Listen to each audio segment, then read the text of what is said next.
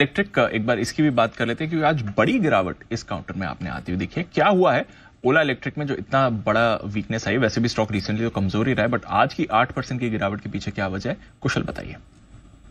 बिल्कुल दीप, आप देखिए यहाँ पर जो लॉक इन है 90 दिनों का 4% इक्विटी पर, वो आईपीओ एंकर लॉक इन खत्म होता हुआ दिखा है, जिस कारण से यहाँ पर ओला इलेक्ट्रिक में आपको इतनी बड़ी गिरावट आज के दिन में आती हुई दिख रही है। 76 के इश्यू प्राइस के नीचे स्टॉक फिसलता हुआ दिखा है।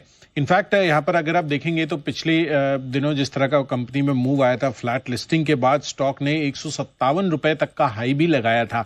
उसके बाद से आप देख लीजिए यहाँ पर ऑलमोस्ट हाई से 110% स्टॉक नीचे आता हुआ दिखा है।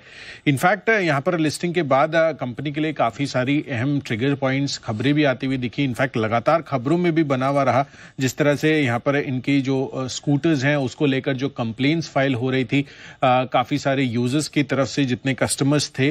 ऑफ कोर्स कंपनी ने भी उसका आगे चलकर जवाब भी दिया, लेकिन सर्विसेज को लेकर कंपनी पर सरकार की जांच भी होती हुई दिखी, जिसके अंतर्गत सेंट्रल कंज्यूमर प्रोटेक्शन अथॉरिटी ने यहां पर जांच की गई थी। तो ऑफ कोर्स यहां पर एक तो सिनेरियो ये है कि जिस तरह से कंप्लेंट्स यहां पर बढ़ती हुई दिखी, उससे भी थोड़ा मूड माहौल खराब हुआ इन्वेस्टर्स के माइंडसेट में। बट ऑफ कोर्स कंपनी ने जिस तरह से अक्टूबर महीने में 50,000 यूनिट से ज्यादा की बिक्री अब वो करते हुए दिख रहे हैं, फेस्टिव सीजन में जो त्योहारी सीजन है वहां पर कंपनी के लिए अच्छा प्रदर्शन होता हुआ दिख रहा है।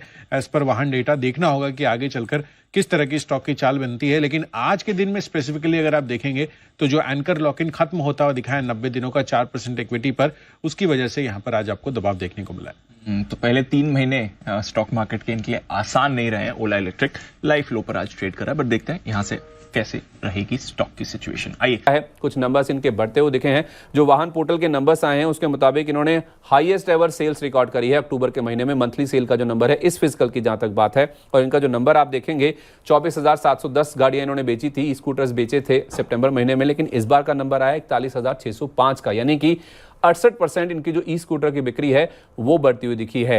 लेकिन जैसे मैंने कहा, इन्होंने फेस्टिव डिस्काउंट लॉन्च किया था, बॉस नाम का एक फेस्टिव सेल लॉन्च किया था।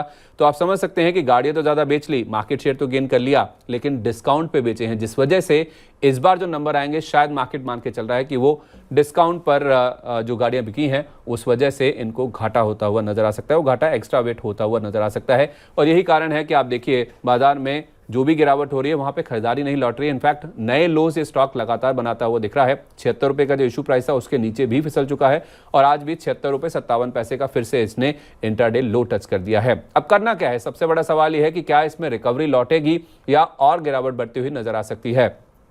7 अक्टूबर को हमने शरद मिश्रा जी से बातचीत करी थी। उनका ये कहना था कि 95 का की सपोर्ट लेवल टूटा है तो ये स्टॉक 75 तक जा सकता है।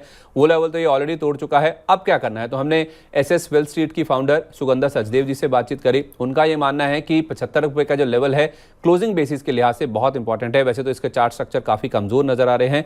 अगर इसकी क्लोजिंग 75 रुपए के नीचे हो जाती है, यानी कि अगर ये बंद हो जाता है 75 रुपए के नीचे, तो फिर 65 रुपए तक के जो लेवल्स हैं वो भी स्टॉक में आते हुए दिख सकते हैं, यानी कि करीब करीब 10% के आसपास का और करेक्शन स्टॉक में देखने को मिल सकता है। जिनके पास हैं, जो ऑलरेडी होल्ड कर रहे हैं, उनके लिए एक ही होप है कि वो 73 रुपए का स्टॉप लॉस लगा के रखें। ये लेवल अगर नहीं ब्रीच करता है तो फिर आप उम्मीद कर सकते हैं कि कोई रिकवरी इसमें आ सकती है।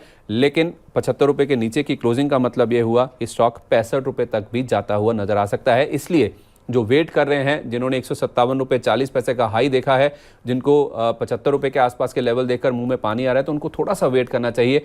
फ्रेश खरीदारी के लिए अभी थोड़ा सा इंतजार करना चाहिए। शेयर में और गिरावट देखने को मिल सकती है, क्योंकि जैसे मैंने कहा, सुगंधा जी बता रही हैं कि इसके जो चार्ट पैटर्न्स हैं वो अभी भी कमजोर नजर आ रहे हैं। तो इसलिए खरीदारी करने के लिए इसमें आपको ललाहित होकर या फिर कूद कर आगे नहीं बढ़ना चाहिए। थोड़ा सा वेट कर लेना चाहिए। शेयर में और गिरावट देखने को मिल सकती है।